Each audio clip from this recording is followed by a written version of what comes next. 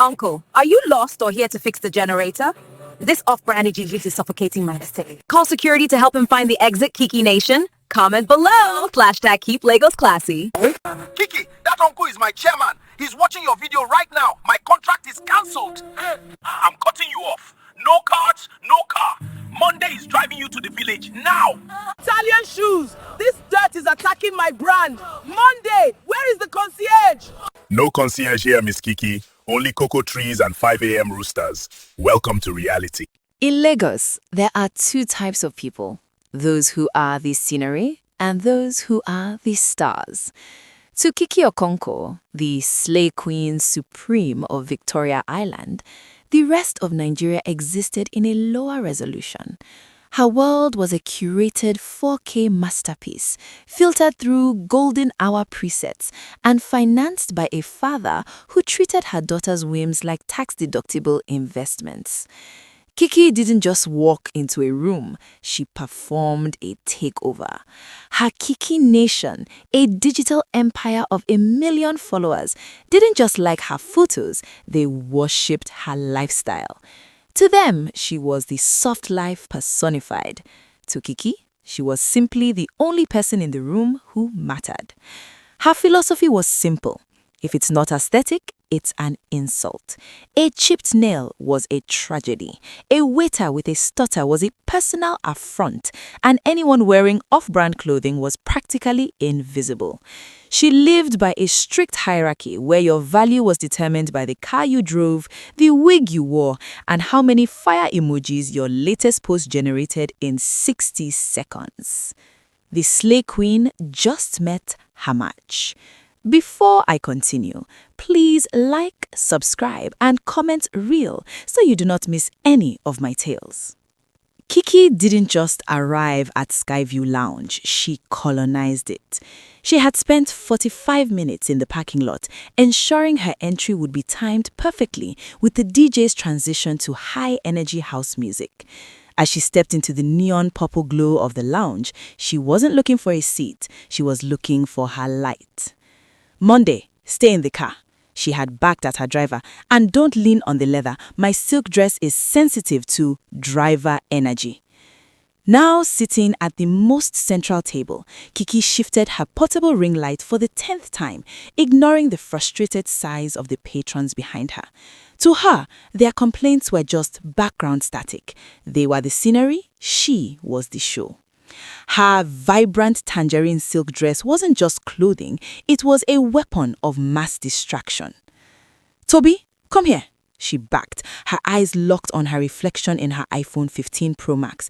She didn't look at the waiter, she looked at the version of the waiter visible in her camera frame.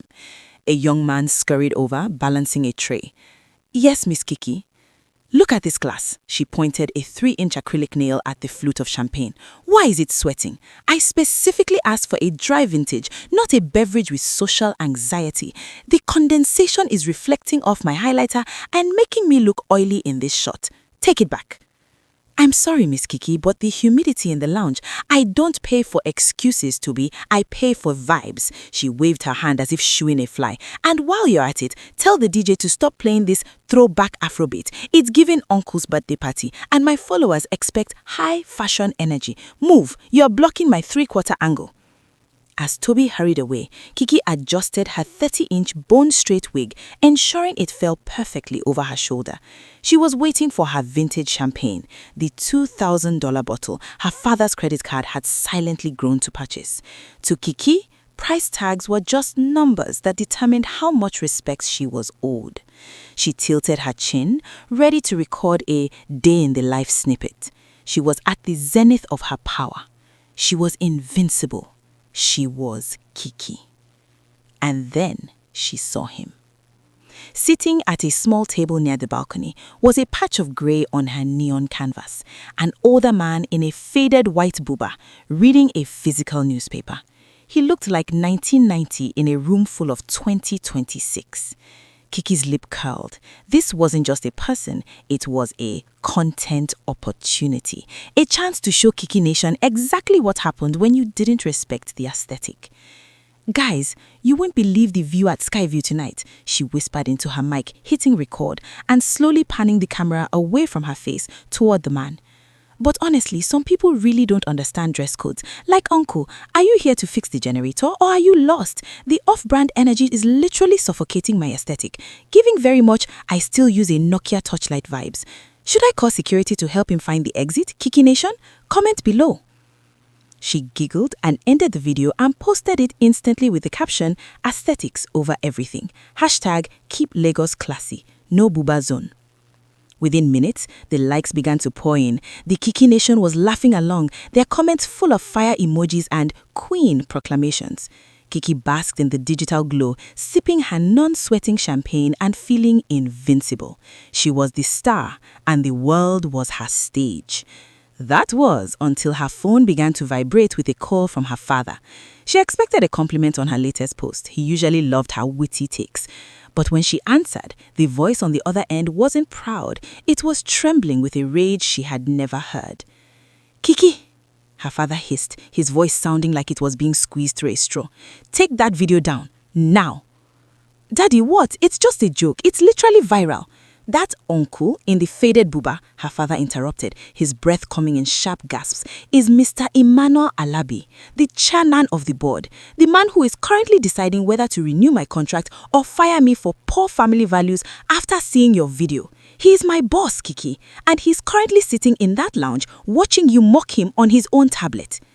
Kiki's heart skipped a beat, usually as cold as her champagne. She looked over at the balcony. The man was no longer reading. He was holding a tablet, his eyes fixed on the screen. Then, slowly, he looked up. His gaze met Kiki's through the crowded room. He didn't look angry. He looked disappointed, as if he were watching a spoiled child break a toy she didn't deserve.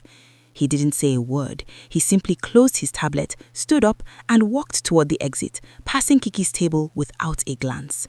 The silence he left behind was louder than any music. Kiki looked down at her phone. The video was still there, the view count climbing, but for the first time in her life, the likes felt like stones being thrown at a glass house.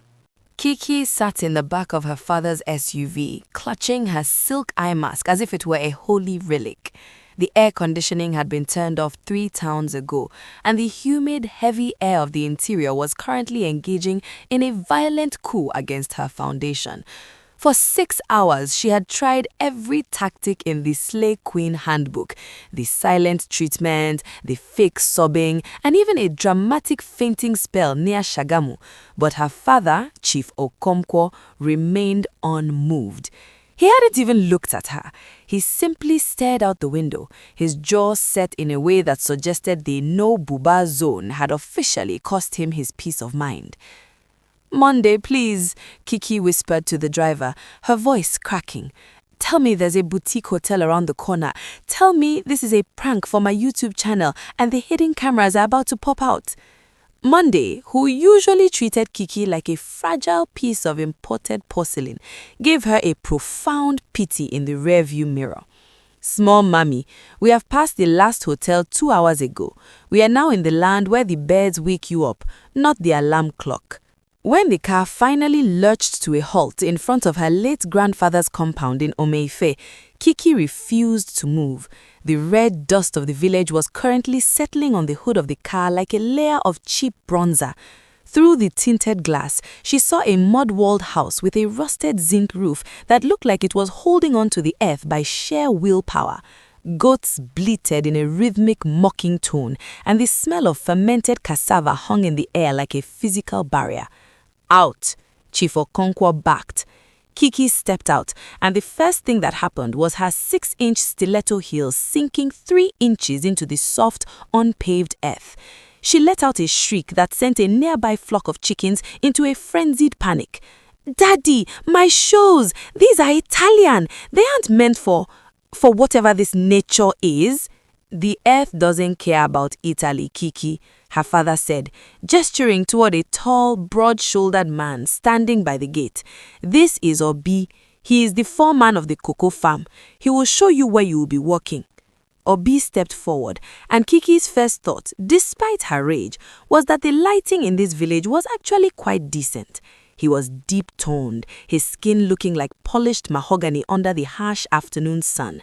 His simple cotton shirt was stretched across a chest that had clearly never seen a gym but had seen plenty of actual labor. However, when Obi looked at Kiki, from her dusty 30-inch dusty wig down to her trapped stilettos, his expression wasn't one of awe. It was the look of a man watching a very expensive, very confused parrot. "Welcome, Miss Kiki," Obi said, his voice a deep, vibrating baritone. He didn't offer to help her with her shoes. Instead, he pointed toward the cocoa trees in the distance. "The path to the farm is a bit soft after the morning rain. You might want to walk on your toes." "I am always on my toes, Mr. Foreman," Kiki snapped, trying to pull her foot out with a loud swack. She wobbled, her designer tracksuit now sporting a generous smear of red mud. "And where is the concierge? I need my bags taken to the master suite immediately." Obi shared a look with her father that made Kiki's blood boil. It was a look of mutual understanding that her deportation was well-deserved. Obi picked up her suitcases and led her toward a small, detached mud hut at the back of the compound. Kiki followed, her gait resembling a wounded flamingo as she tried to navigate the uneven ground in her ruined heels. Inside the hut, the air was cool and smelled of dried grass. There was a simple wooden bed with a mosquito net, a small table, and a K-pot of water. Kiki stood in the center of the room holding her phone high in the air, her face twisting in genuine agony. "Obi, or whatever your name is, there's a mistake. My phone says no service, not even 3G. It's just searching. It's been searching for 10 minutes. Where is the Wi-Fi router hidden? Is it in the thatch?" Obi leant back against the doorframe, a small, maddening smirk playing on his lips. "The only thing searching in this village is the sun, and it usually finds us around 5 a.m. There's no Wi-Fi here, Miss Kiki, and there's no 5G. Kiki ignored him, her eyes darting around the dim room like a trapped animal. She dropped to her knees, crawling along the base of the mud walls, her expensive wig dipping into the dust. "Okay, fine, no Wi-Fi. I can use my data, but I need to charge. My battery is 14%. This is an emergency. Where is the charging port? Is it behind this mat? Don't tell me I have to use a solar power bank because I didn't pack one." Obi let out a short, dry laugh.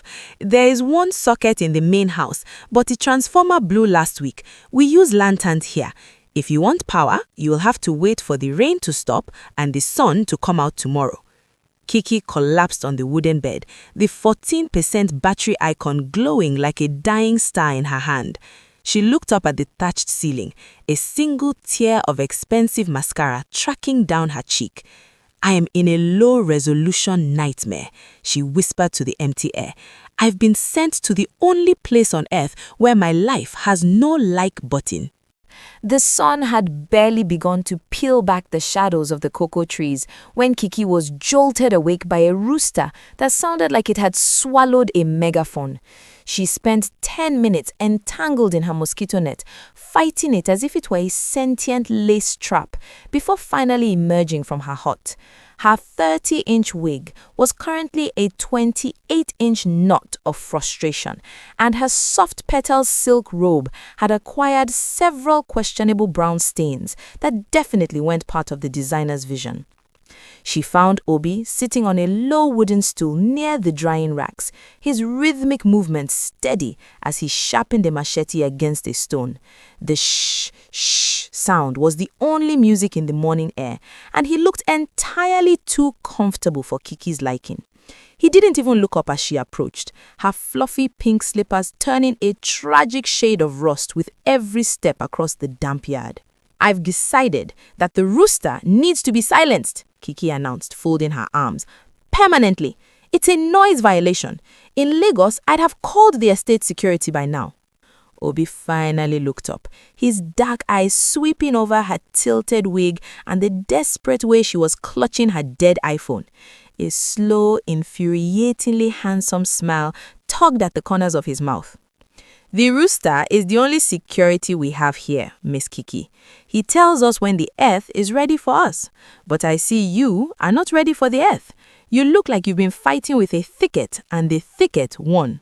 It's called deconstructed glamour. Not that you'd have the vocabulary to understand it, Kiki snapped, glancing around for a chair that wasn't a stump. And where is my breakfast? I usually have a soy latte and avocado toast by 8 a.m. I haven't seen a single green fruit since I got here, just brown pods and your judgmental face. Obi stood up, the machete glinting in the morning light. He was a head taller than her, smelling of wood smoke and rain-dampened soil. We don't have lattes here. We have roasted yam and palm oil. And as for your aesthetic, I was just wondering where Chief wanted me to plant you. Kiki blinked, her false lashes fluttering in confusion. Plant me? I'm a human being, not a tuber. Are you sure? Because you behave like a decorative plant. You look very expensive, you require a specific temperature, and you don't actually do anything but sit there looking pretty while others do the watering. But the problem with decorative plants, Miss Kiki, is that they wither the moment the real sun hits them. This isn't a showroom, it's a farm. Kiki felt a flush of heat that had nothing to do with the tropical climate. How dare you? You are just an uncultured village boy who thinks wisdom comes from rubbing two sticks together. I have 1 million followers who would literally cancel your entire existence for speaking to me like that. I am an icon of modern Nigerian success. Obi let out a short, booming laugh that echoed through the trees. An icon? You are battery-powered, Kiki. If the power goes out, you stop existing. If the Wi-Fi dies, you lose your personality. You are a person who lives in a 6-inch screen, but out here, the world is 3D. Your 1 million followers aren't here to help you weed the cocoa rows or carry the water basin. So, while you're waiting for your latte, why don't you try being a real person instead of a digital ghost? You are rude, arrogant, and smells like a bonfire, Kiki shouted, pointing a manicured finger at his chest. And you, Obi countered, picking up a basket and thrusting it into her hand, are currently late for your first lesson in reality. Since you are so good at influencing people, why don't you try influencing these cocoa pods into that basket and keep your wig tight? The trees have a habit of claiming things that don't belong in the bush. Kiki stared at the basket as if it contained a live cobra. She looked at Obi's retreating back, his stride confident and easy, and then at her ruined slippers. I hate him, she whispered to a passing goat. I hate him more than I hate slow data. By the 3rd hour of the afternoon, Kiki had reached her breaking point. The lack of signal was no longer a minor inconvenience. It was a human rights violation. Convinced that if she walked high enough toward the ridge, she might catch a single, solitary bar of 4G, she began her great migration away from the compound.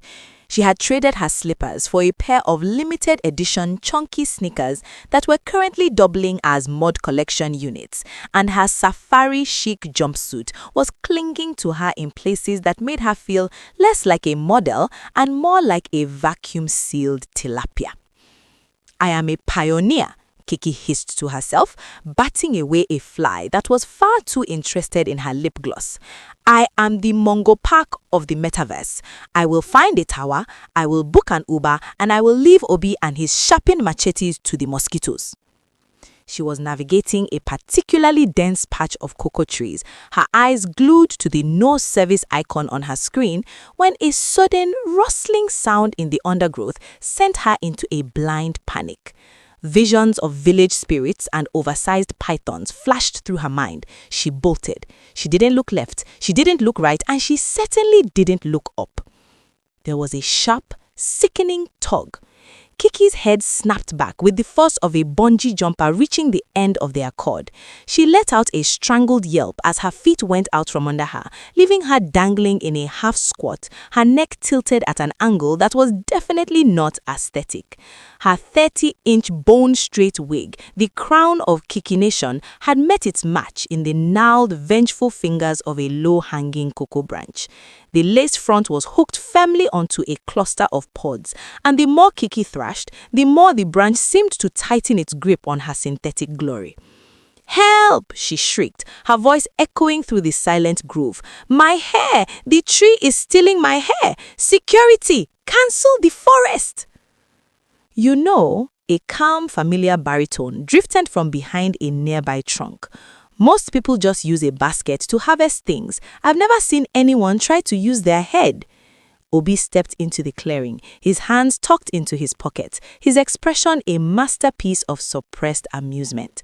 He took in the sight of Kiki, one sneaker missing, jumpsuit streaked with green moss, and her head literally tethered to a tree.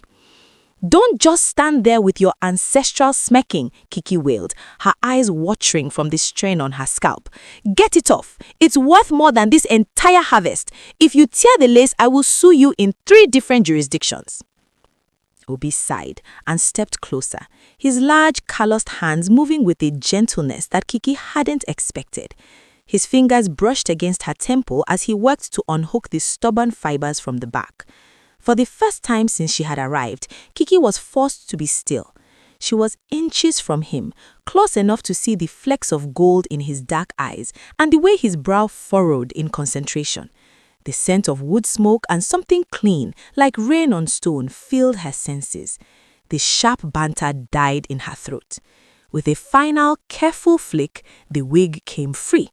But as it did, the tension released so suddenly that Kiki stumbled and Obi's arm shot out to catch her by the waist to steady her. For a long, silent moment, the forest seemed to hold its breath. Kiki's wig was lopsided, her natural hair, neatly braided in small, modest cornrows, was peeking out from underneath, and she felt entirely, terrifyingly exposed. "You are not a digital ghost right now," Obi said, softly, his hand lingering on her waist just a second too long before he stepped back. He reached up and adjusted the wig for her, his touch light. "You are just a girl who's a long way from home." Kiki looked down at her muddy sneakers, her bravado finally crumbling under the weight of the afternoon heat. "I just wanted to find a signal, Obi. I feel like if I'm not online, I'm invisible, like I'm not even real." Obi leaned against the tree that had just tried to scalp her, his gaze steady. "The trees see you, Kiki. The earth sees you. I see you. You don't need a tower for that." He handed her the missing sneaker. "Let's go back. The sun is setting and you are not built for the dark yet." Kiki followed him back in silence, not because she was angry, but because for the first time in her life, she didn't feel the need to fill the air with noise. Kiki sat on the edge of her wooden porch, staring into a darkness so absolute she felt like she had been deleted from the server of reality. The transformer had given up the ghost an hour ago, and with it, her last hope of a pity party scrolled through her old photos. In Lagos, a power outage was an excuse to turn on the generator and complain on X. Here, it was a heavy velvet curtain that pulled the world into a mandatory silence. The only light came from a flickering hurricane lantern and a small cooking fire a few yards away, where Obi was stirring a blackened pot. The orange glow danced across his features, making him look less like a stubborn foreman and more like a statue carved from shadows and strength. "I can't eat that, Obi," Kiki said, her voice lacking its usual sharp edge. She was currently wearing a silk headscarf to hide the lopsided wig, and the humidity was making her skin glow in a way that didn't require a filter. "It looks aggressively brown. Is it even organic? My aesthetic is clean girl, and that porridge looks like it has a grudge against my digestive system." Obi chuckled, the sound low and resonant in the quiet night. "It's yam porridge, Kiki. It doesn't have a grudge. It has scent leaf, smoked fish, and enough energy to make sure you don't faint tomorrow when we start the fermentation process. Stop looking for a menu and just take the bowl." He handed her a steaming ceramic dish. Kiki hesitated, then took a small, cautious bite. Her eyes widened. The flavor was a violent explosion of spice and smoke, real, earthy, and undeniably delicious. It was a far cry from the bland, overpriced salads she usually ate while counting calories for her Kiki Nation fitness vlogs. "It's acceptable," she muttered, taking a much larger second bite. "But don't tell anyone. If my followers see me eating from a chipped bowl in the dark, my brand value will drop faster than the naira." Obi sat on the step below her, his back against the wooden pillar. Why do you care so much about people who only love you in 1080p? Kiki paused, her spoon halfway to her mouth. They are my community, Obi, my Kiki nation. I have 1 million people watching my every move. In Lagos, I can't even go to the mall without someone asking for a selfie. I'm never alone. You are never alone, but are you ever with anyone? Obi asked, his gaze fixed on the dying embers of the fire. I used to be like you. I was an electrical engineer in Abuja. I had the German car, the tailored suit, and a contact list full of people who only called me when they wanted a favor or a contract. I spent my nights at lounges where the music was too loud to hear myself think, and my mornings checking my status to see if I was still relevant. Kiki blinked, surprised. You, an engineer, but you're so bush adjacent. Obi smiled faintly. I came back because I realized that in the city, I was building a life that looked like success but felt like a desert. My father's people were being cheated by middlemen who took their cocoa for peanuts because they didn't understand the market. I realized I could use my brain to build something real here, a cooperative that actually puts money in the hands of the people who sweat for it. Out here, when a neighbor says good morning, they mean it. They aren't checking your wrist to see what kind of watch you are wearing. Kiki looked down at her dead phone, its screen reflecting nothing but her own dim features. She thought about her inner circle in Lagos, the girls she did collab videos with. When the scandal broke and her father's boss was mocked, none of them called to check if she was okay. They had simply unfollowed her and posted sub-tweets about how they always knew her energy was off. The 1 million friends she boasted about were just a collection of pixels and notifications.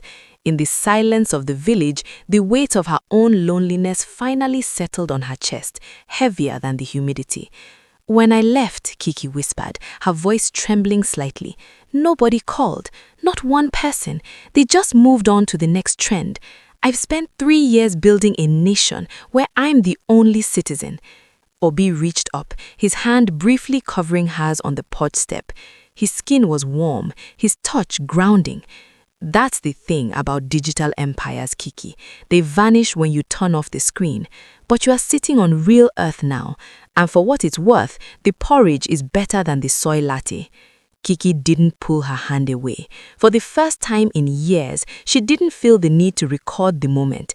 She just sat in the dark, eating her aggressively brown porridge, and realized that for the first time in a long time, she was actually seen.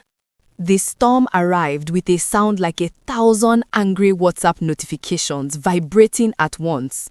Kiki was in her hut, trying to figure out how to take a gloomy aesthetic photo in the dimming afternoon light, when the sky didn't just rain, it collapsed. This wasn't the gentle, romantic rain of a music video. This was a Nigerian tropical deluge that turned the air into a solid wall of water and the earth into a churning red sea. She stood under the eaves of her hut, clutching her silk robe, watching as the courtyard turned into a swirling soup of mud. Then she saw him. Obi was out in the middle of the farm, his silhouette illuminated by a jagged flash of lightning. He was struggling with a massive sheet of plastic that the wind was trying to turn into a kite. He stumbled, his feet sliding in the thickening mud, his muscles straining against the gale. For a heartbeat, the old Kiki flickered. She thought about her chunky designer sneakers. She thought about the humidity destroying her 30-inch wig. She thought about the fact that mud was the ultimate enemy of her brand. Then she saw Obi's face. Not the smirking, confident foreman, but a man watching his people's future wash away.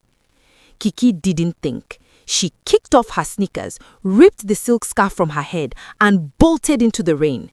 The mud immediately squeezed between her toes, cold and slimy, and the rain turned her hair into a heavy, soggy mop.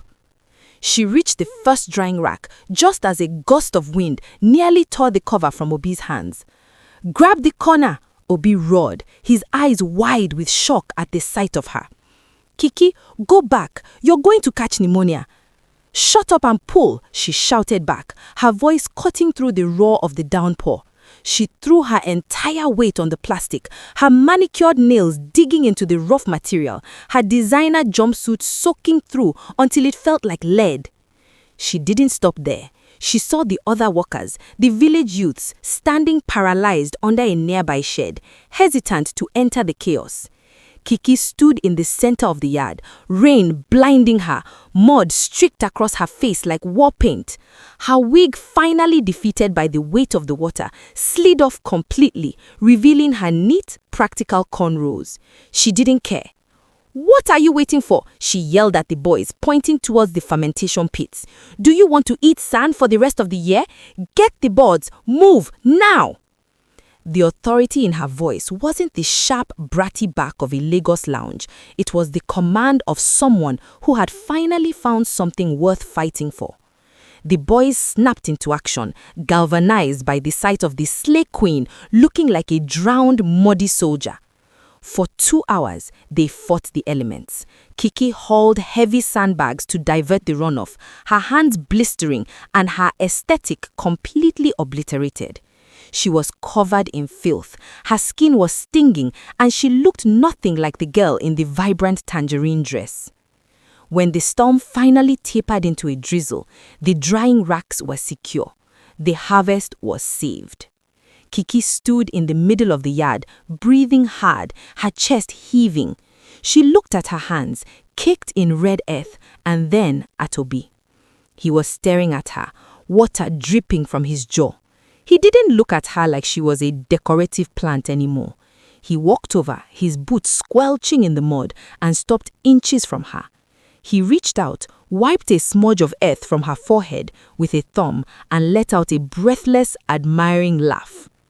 "I think," Obi whispered, his voice thick with a new kind of respect. The battery-powered girl just started running on lightning. Kiki didn't look for a camera, she didn't check her lighting, she just wiped her nose with her muddy sleeve and smiled. For the first time, she felt like she was more than just an image. She was real. By the following morning, the red mud had dried into a fine dust that coated everything, including Kiki's natural cornrows and the screen of her iPhone. The slay queen, who had arrived with 3 suitcases of silk and an allergy to manual labor, was nowhere to be found. In her place was a woman with blistered palms and a focused intensity that made the village goats stay out of her way. "Obi, stop moving," Kiki commanded, standing atop a weathered wooden stump near the ridge. She was holding her phone high toward the sky, her arms shaking with the effort of hunting for the elusive single bar of hope. After 10 minutes of interpretive dancing with her device, the no-service icon finally blinked and surrendered. 1 bar of 4G flickered into existence. "I have it. Don't breathe. Don't even blink. The signal in Ome-Ife is as fickle as a Lagos landlord." Obi, who was busy sorting the high-grade beans that had survived the storm, looked up with a curious tilt of his head. "What are you doing, Kiki? Are you trying to find a filter for the dust?" "I'm doing something you wouldn't understand, Foreman. I'm building a bridge," Kiki said, her eyes locked on the upload progress. "You told me the middlemen in this city are cheating these people, paying them peanuts while selling their cocoa to the Chocolate brand for gold. You have the engineering brain, Obi, but I have the audience. I have 1 million people who think organic is just a buzzword on a label. I'm going to show them the dirt." She hit the record button. But this time, she didn't flip the camera to herself. She didn't check if her skin was glass-like or if her lighting was golden hour perfect.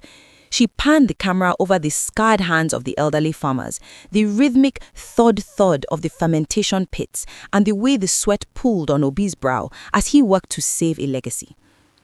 "Hello, Kiki Nation," she whispered into the mic, her voice stripped of its usual rehearsed sweetness. "This isn't a GRWEM or a luxury haul. This is a survival story.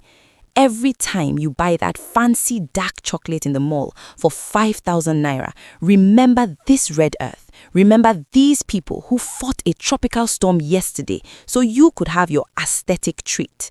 We are the Ome-Ife Cooperative, and we are cutting out the middleman. If you want the real gold, you come to the source." She ended the video with a shot of the sun rising over the secure cocoa racks. No music, no transitions, just the raw, vibrating sound of the Nigerian bush waking up. She hit post and prayed to the gods of the telecommunications mast. For 2 hours, the phone sat on the stump like a holy relic. Kiki and Obi sat on the grass nearby, the tension between them no longer sharp, but humming with a quiet shared purpose. When the notifications finally began to scream, a literal barrage of pings that sounded like a digital machine gun, Kiki almost fell off the stump. It's going viral, she whispered, her eyes widening. Obi, look, how do we order? Can we buy in bulk? The girl in the mud is a legend. Even the big artisanal brands in Lagos are tagging their buyers. My nation is actually listening. They aren't just liking a photo, they are asking for the price of cocoa. Obi leaned over her shoulder, his warmth radiating against her side. He read the comments, his usual skepticism melting into a look of genuine awe. He looked at Kiki, really looked at her, seeing the red dust on her forehead and the fierce pride in her almond-shaped eyes. You really did it, Obi. His voice dropped into that low, captivated hum that made Kiki's heart do a slow, unscripted flip. Kiki tucked her phone into her pocket, the 1% battery warning finally flashing. She didn't panic. She didn't look for a charging port. She just looked at the farmers who were now gathering around, sensing that something had changed. I told you, Obi. A small triumphant smirk returned to her face. Never underestimate a girl who knows her angles. Now, how do we ship 500 kilos of cocoa to Lagos without a Wi-Fi router? Obi laughed, a sound that felt more like home than any 5-star lounge in Victoria Island. I'll handle the trucks, Kiki. You just keep influencing the world. The roar of a twin-turbo engine shattered the morning peace of Ome-Ife. A sound so alien to the village that the gods actually stopped bleating in confusion. A sleek, obsidian-black G-Wagon pulled into the compound, its tires kicking up the very red dust Kiki had spent weeks learning to accommodate. Chief Okoko stepped out, looking like a man who had accidentally wandered into a low-resolution movie. He wore a crisp white kaftan and a gold watch that probably cost more than the village's entire cocoa yield, his eyes hidden behind dark aviators. Kiki didn't run to the car. She didn't even drop the wooden paddle she was using to turn the fermenting beans. She stood her ground, her simple cotton t-shirt streaked with the honest sweat of a morning's labor, her natural cornrows exposed to the sun without a hint of shame. She looked at the car, the symbol of everything she used to worship, and felt a strange, detached curiosity, as if she were looking at a relic from a past life. Kiki? Chief Okonkwo boomed, his voice echoing through the cocoa trees. My daughter! Enough is enough. I've seen the videos. Mr. Alabi has seen the videos. The Cocoa Queen is the biggest thing on Lagos LinkedIn right now. He's not just forgiving us, he wants to invest in your rural initiative. The shame is dead, Kiki. The scandal is buried under a mountain of likes and artisanal chocolate orders. He walked toward her, his shiny Italian loafers losing their battle with the mud. I've booked your favorite suite at the Intercontinental for tomorrow night. Your hairstylist is on standby. Your 5G is waiting. Let's go. Monday has already packed your silk bags. Kiki looked at her father, then at the mud-streaked G-Wagon, and finally at Obi. The foreman was standing by the drying racks, his hands tucked into his worn jeans. He didn't say a word. He didn't plead. He just stood there, with that steady, mahogany gaze, looking like a man who had already accepted that decorative plants eventually return to their fancy vases. Lagos is calling, Kiki, her father prompted, gesturing toward the open car door. The city missed its favorite icon. Your million followers are waiting for the homecoming vlog. Kiki took a slow breath, the scent of scent leaf and wood smoke filling her lungs. She thought about the empty lights of Victoria Island, the loud music that drowned out thought, the friends who only existed in high definition, and the constant, frantic race to stay relevant in a world made of glass and filters. Then she looked at her blisters on her palms and the way the village children were peeking from behind the main house, waiting to see if their sister Kiki was truly leaving. You know, Daddy, Kiki said, her voice calm and resonant. I spent 3 years in Lagos trying to be a queen of a nation that didn't actually exist. I was battery powered, just like Obi said. If the lights went out, I vanished. She looked toward Obi and saw the slight involuntary tightening of his jaw. She walked over to her father and gently tucked a stray thread on his kaftan. Go back to Lagos, Daddy. Tell Mr. Alabi the Coco Queen is busy. Tell the nation that I found a signal that doesn't require a tower. Kiki blinked, his aviator slipping down his nose. Kiki, you are joking. You want to stay here in the dust without Wi-Fi? I'm staying where I'm real, Kiki replied, a small triumphant smirk playing on her lips. Besides, someone has to make sure the cooperative doesn't get cheated by city men in white kaftans. His father stared at her for a long minute, searching for the bratty girl who had demanded a refund from the rain. He didn't find her. He sighed, a look of grudging pride softening his features. He leaned in, kissed her forehead, and climbed back into the SUV. You're just like your grandfather, Kiki, stubborn and smells like the earth. As the G-Wagon roared away, leaving a final cloud of red dust in its wake, the silence of Ome-Ife returned, heavier and sweeter than before. Kiki turned to find Obi standing just inches away. The smirk was gone from his face, replaced by a look of such profound, quiet intensity that Kiki felt her heart do a slow, unscripted somersault. You stayed, Obi whispered, his voice a low, captivated vibration. The decorative plant decided to grow roots. Don't get used to it, Foreman, Kiki snapped, though her eyes were shimmering with a light no ring light could ever replicate. I still expect a soy latte by Monday, and if you think I'm weeding the North Row in these sneakers, you are sadly mistaken. Obi laughed, reached out and pulled her into a hug that smelled of wood smoke, rain, and a future that didn't need a filter. Kiki leaned into him, her head resting against his chest, and realized that for the first time in her life, she didn't need to check the lighting. She was exactly where she was meant to be.